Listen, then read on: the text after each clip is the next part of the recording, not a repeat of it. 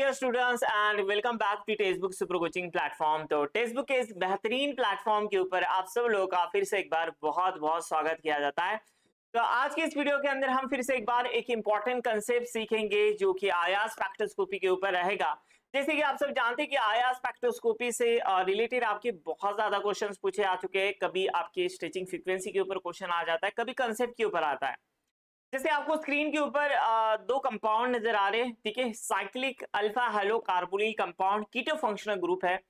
Alpha positions पे halo नजर आ रहा है, हेलोजन नजर आ रहा है।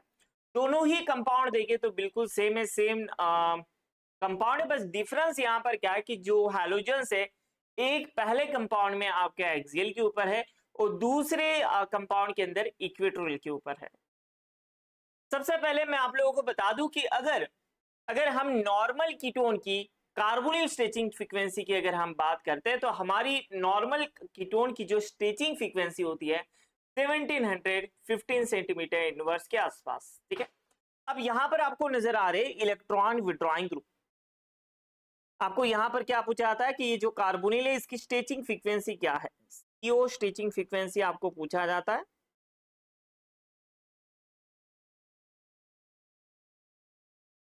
तो हमारी नॉर्मल कीटोन की अगर हम बात करें तो नॉर्मल कीटोन की आती है हमारी, अगर जैसे एसीटोन ले लो, अगर हम इसकी बात करें तो इसकी कुछ रहती है आपकी 1715 सेंटीमीटर इनवर्स के आसपास। अब ये नॉर्मल कीटोन से ये दोनों ही कंपाउंड की स्ट्रेचिंग फ्रीक्वेंसी ज्यादा रहेगी या फिर कम रहेगी, ये हम इफेक्ट्स में देखते हैं। तो आपको क्या नजर आ रहा है सर, ये क्लोरीन जो है एक इलेक्ट्रोनिगेटिव एटम होता है, तो जाहिर सी बात है ये अपनी तरफ -I से इलेक्ट्रॉन डेंसिटी क्या करेगा, खींचेगा। अपनी तरफ इलेक्ट्रॉन डेंसिटी खींच रहा है, इसका मतलब देखो ये कार्बोनिल है, इसकी बॉन्ड स्ट्रेंथ बढ़ रही है, बॉन्ड जो है तो क्या हो रहा है, कंप्रेस हो रहा है, शॉर्ट हो रहा है। शॉर्ट होने का मतलब इसकी बॉन्ड स्ट्रेंथ क्या हो रही है, बढ़ रही है। और हम सब जानते हैं अगर बॉन्ड स्ट्रेंथ बढ़ती है, बॉन्ड स्ट्रेंथ अगर बढ़ेगी तो क्या होगा भाई, फोर्स कांस्टेंट बढ़ेगा। फोर्स कांस्टेंट बढ़ेगा तो फ्रीक्वेंसी बढ़ेगी। मानते हो सब लोग, ठीक है। फ्रीक्वेंसी क्या होगी, बढ़ेगी। तो जो आपका एक्सियल वाला हो चाहे इक्वेटोरियल वाला हो, ये दोनों ही कंपाउंड की अल्फा हेलो कार्बोनिल कंपाउंड की नॉर्मल वाले कीटोन से ज्यादा रहेगी, ठीक है।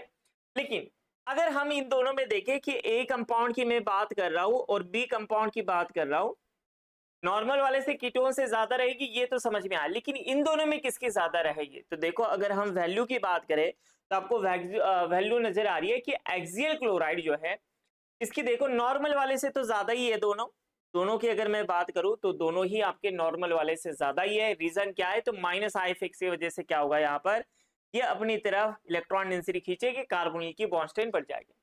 लेकिन एक्सियल वाले की कम क्यों है, इक्वेटोरियल वाले की ज्यादा क्यों है। सवाल ये रहता है कि दोनों ही तो हैलोजेंस है, दोनों ही -I इफेक्ट बता रहे, लेकिन यहाँ पर कौन सा एक्स्ट्रा फैक्टर है जिसकी वजह से आपको इक्वेटोरियल वाले की स्ट्रेचिंग फ्रीक्वेंसी ज्यादा देखने मिलती है, ठीक है।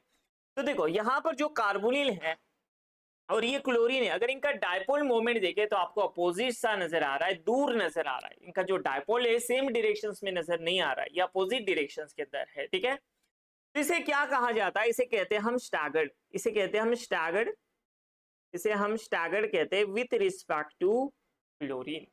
और यहाँ पर कार्बोनिल का अगर हम डायपोल देखें और ये क्लोरीन का डायपोल मोमेंट देखें तो ये बिल्कुल सेम साइड आपको नजर आ रहा है, तो इसे क्या कहते हैं हम, Eclipse confirmation.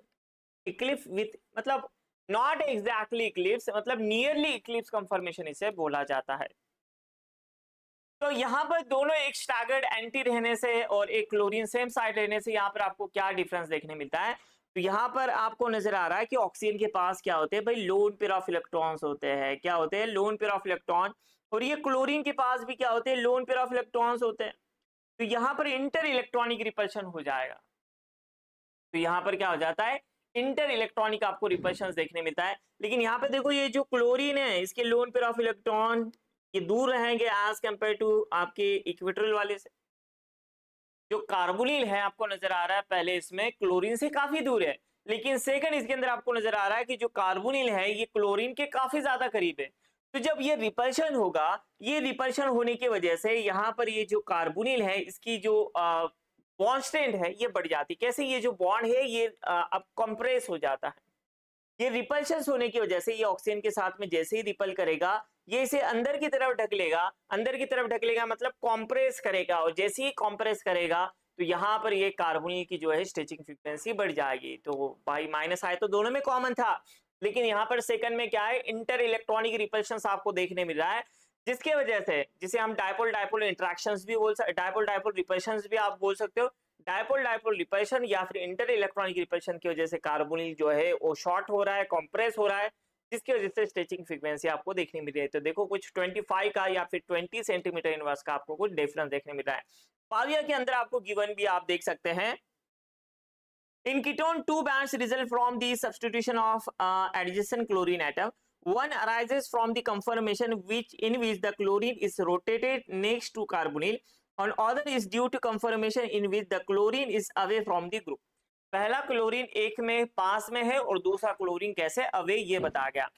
When the chlorine is next to carbonyl, non-bonded electron on the oxygen atom are repelled. देखो ये क्या हो रहा है, non-bonded electron on the oxygen and atom are repelled, resulting in a stronger bond. मतलब ये जो repulsion आपको देखने मिल रहा है क्लोरीन के लोन पेयर ऑफ इलेक्ट्रॉन और ऑक्सीजन के लोन पेयर ऑफ इलेक्ट्रॉन के बीच में, उसकी वजह से यहाँ पर देखो क्या लिखा गया, resulting in a strong bond. ठीक है, तो जो कार्बोनिल है उसकी स्टिचिंग फ्रीक्वेंसी बढ़ जाती है, क्योंकि बॉन्ड स्ट्रेन बढ़ता है, बॉन्ड स्ट्रॉन्ग हो जाता है, और उसी की वजह से आपको एब्सॉर्प्शन फ्रीक्वेंसी ये ज्यादा देखने मिली। ठीक है, तो याद रखना यहाँ पर इक्वेटोरियल अगर अल्फा हैलो कीटोन रहता है तो उसकी स्टिचिंग फ्रीक्वेंसी ज्यादा होगी एज कम्पेयर टू एक्सियल, और ये जो आपका नॉर्मल वाला कीटोन रहता है उससे इन दोनों कंपाउंड की ज्यादा रहेगी। ठीक है, उम्मीद करते हैं कि आप लोगों को ये जो कॉन्सेप्ट है अच्छे से समझ में आया।